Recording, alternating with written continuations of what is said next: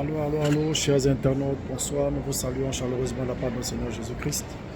Bienvenue sur votre chaîne Promised Land, une terre promise. Aujourd'hui, nous voulons partager un petit moment avec vous, un moment de détente dans un centre commercial, et pour parler d'un sujet quand même intéressant qui concerne la bénédiction. D'ici et d'ailleurs, beaucoup de monde se bat, beaucoup de gens se disputent, les gens se bagarrent dans la vie pour avoir une certaine bénédiction. Mais ce que j'ai découvert, c'est que la bénédiction répond à des principes et des principes clairs. Quand on parcourt la Bible, notamment dans le livre de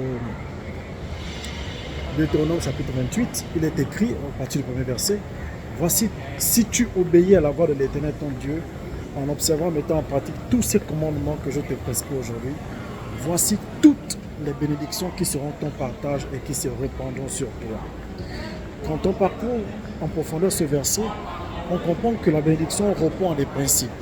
Le premier principe de la bénédiction, c'est l'obéissance. C'est lorsqu'on obéit à la voix de l'Éternel notre Dieu qu'effectivement on atteint la première marche de l'obéissance.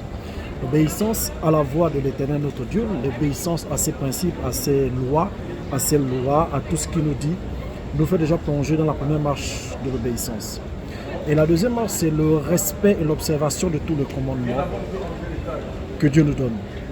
Et la troisième marche, il dit que toutes les bénédictions se répandront sur toi et seront ton partage.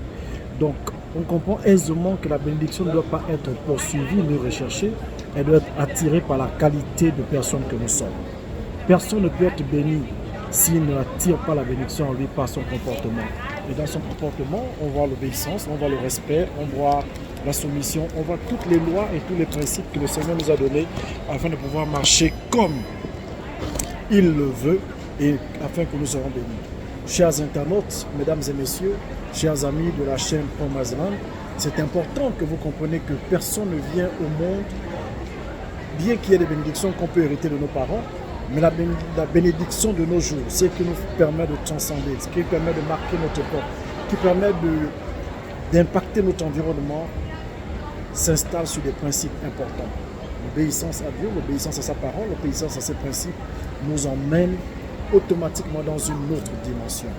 Je vois des gens qui poursuivent la bénédiction tous les jours. Lorsqu'on entend qu'il y a un prophète, un pasteur à gauche, à droite, il y a un programme évangélique, ça et là, tout le monde court pour aller profiter de ce programme. C'est bien.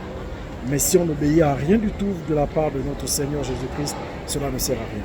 Donc il est important de revenir aux fondamentaux pour le bien de tout le monde afin de comprendre et savoir ce qu'est la bénédiction de Dieu.